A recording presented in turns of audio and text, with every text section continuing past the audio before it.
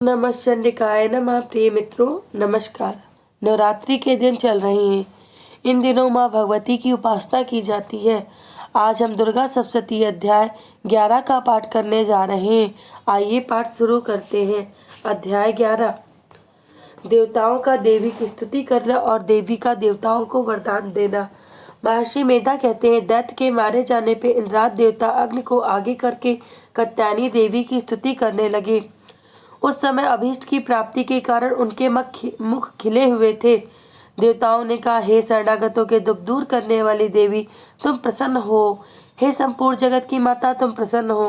विश्वेश्वरी, तुम विश्व की रक्षा करो, क्योंकि तुम इस चर और अचर की ईश्वरी हो। हे देवी, तुम संपूर्ण जगत की आधार रूप हो, क्योंकि तुम पृथ्वी रूप में भी स्थित हो और अत्यंत पराक्रम वाली देवी हो। तुम विष्णु की शक्ति हो और विश्व की बीज परम माया हो, और तुमने ही इस जगत को मोहित कर रखा है। तुम्हारे प्रसन्न होने पर ही ये पृथ्वी मोक्ष को प्राप्त होती है। हे देवी, संपूर्ण विद्याएं तुम्हारे ही भिन्न भिन्न स्वरूप है। इस जगत में जितनी स्त्रियां हैं वो सब तुम्हारी ही मूर्तियां हैं। एकमात्र तुमने ही जगत को व्याप्त कर रखा है। तुम्हारी स्तुति किस प्रकार हो सकती है, क्योंकि तुम परम बुद्धि रूप हो और संपूर्ण प्राणी रूप स्वर्ग और मुक्त देने वाली हो। अतः इसी रूप में तुम्हारी स्तुति की गई है। तुम्हारी स्तुति के लिए इससे बढ़कर और क्या युक्तियां हो सकती हैं। संपूर्ण जनों के हृदय में बुद्ध रूप होकर निवास करने वाली, स्वर्ग तथा मोक्ष प्रदान करने वाली, हे नारायणी, तुमको नमस्कार है। कला काष्ठा आदि रूप से अवस्थाओं को परिवर्तन की ओर ले जाने वाली तथा प्राणियों का अंत करने वाली नारायणी, तुम्हें नमस्कार है। हे नारायणी, संपूर्ण मंगलों के मंगल रूप वाली, हे शिवे, हे संपूर्ण प्रयोजनों को सिद्ध करने वाली, हे शरणागत वत्सला, तीनों नेत्रों वाली गौरी, तुमको नमस्कार है। सृष्टि स्थित तथा संहार की शक्तिभूता सनातनी देवी, गुणों का आधार तथा सब सुखमयी नारायणी, तुम्हें नमस्कार है। हे शरण में आए हुए शरणागतों, दीन दुखियों की रक्षा में तत्पर, संपूर्ण पीड़ाओं को हरने वाली, हे नारायणी, तुम्हें नमस्कार है। हे नारायणी, तुम ब्रह्माणी का रूप धारण करके हंसों से जुते हुए बीमार पर बैठती हो तथा कुछ से आमंत्रित जल छिड़कती रहती हो, तुम्हें नमस्कार है। महेश्वरी रूप से त्रिशूल, चंद्रमा और सर्पों को धारण करने वाली, हे महावृषभ वाली नारायणी, तुम्हें नमस्कार है। मोरों और कुक्कुटों से घिरी रहने वाली, महाशक्ति को धारण करने वाली, हे कौमारी रूप धारिणी निष्पाप नारायणी, तुम्हें नमस्कार है। हे शंख चक्र गदा और साधक धनुष रूपों आयुधों को धारण करने वाली वैष्णवी शक्ति रूपा नारायणी, तुम हम पर प्रसन्न हो, तुम्हें नमस्कार है। हे दांतों पर पृथ्वी धारण करने वाली, बारह रूपनी कल्याणमयी नारायणी, तुम्हें नमस्कार है। हे उग्र नरसिंह रूप से दैत्यों को मारने वाली, त्रिभुवन की रक्षा में संलग्न रहने वाली नारायणी, तुम्हें नमस्कार है। हे मस्तक पर किरीट और हाथ में महावज्र धारण करने वाली, साहत नेत्रों के कारण उज्ज्वल वृत्तासुर के प्राण हरने वाली इंद्रिय शक्ति, हे नारायणी, तुम्हें नमस्कार है। हे शिवदूती स्वरूप से दैत्यों के महामत को नष्ट करने वाली, हे घोर रूप वाली, हे महाशब्द वाली, हे नारायणी, तुम्हें नमस्कार है।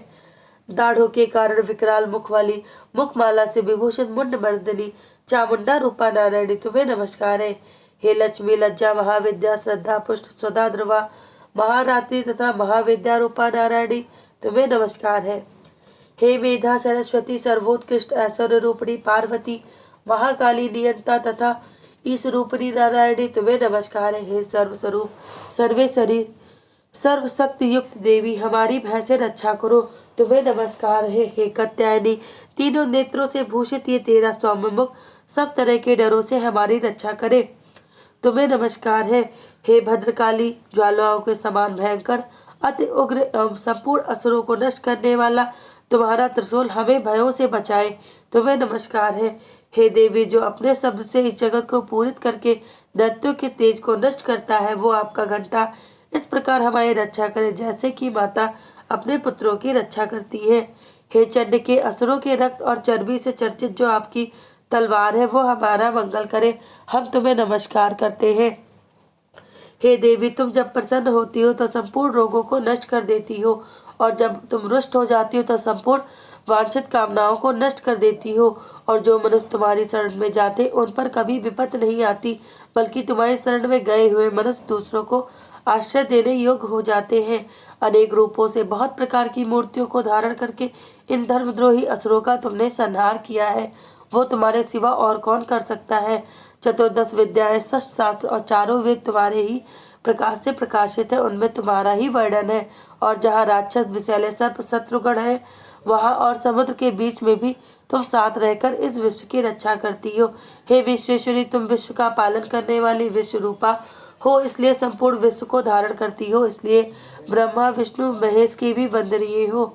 जो भक्ति पूर्वक तुमको नमस्कार करते हैं वो विश्व को आश्रय देने वाले बन जाते हैं। देवी, तुम प्रसन्न हो और असुरों को मारकर जिस प्रकार हमारी रक्षा की है, ऐसे ही हमारे शत्रुओं से सदा हमारी रक्षा करती रहो। संपूर्ण जगत के पाप नष्ट कर दो और पापों तथा उनके फल स्वरूप होने वाली महामारी आदि बड़े बड़े उपद्रवों को शीघ्र ही दूर कर दो।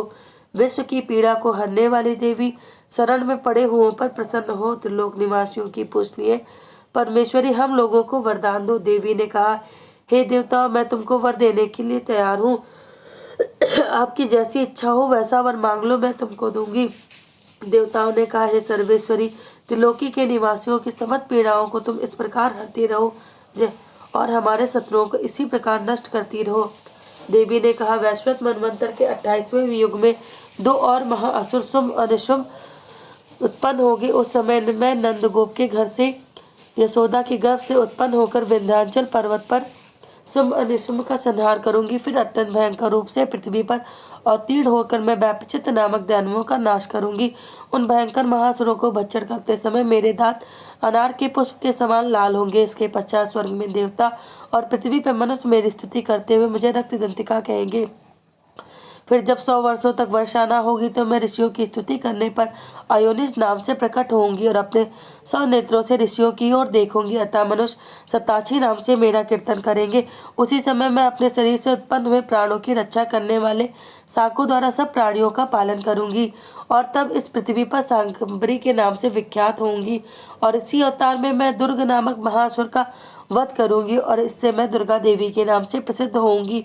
इसके पश्चात जब मैं भयानक रूप धारण करके हिमालय निवासी ऋषियों महर्षियों की रक्षा करूंगी, तब भीमा देवी के नाम से मेरी ख्याति होगी। और जब फिर अरुण नामक असुर तीनों लोगों को पीड़ित करेगा, तब मैं असंख्य ब्राह्मणों का रूप धारण करके उस महादैत्य का वध करूंगी। तब स्वर्ग में देवता और मनुष्य, मृत्युलोक में मनुष्य मेरी स्तुति करते हुए मुझे ब्राह्मणी नाम से पुकारेंगे। इस प्रकार जब जब पृथ्वी राक्षसों से पीड़ित होगी, तब तब मैं अवतरित होकर शत्रुओं का नाश करूंगी। जय माता दी।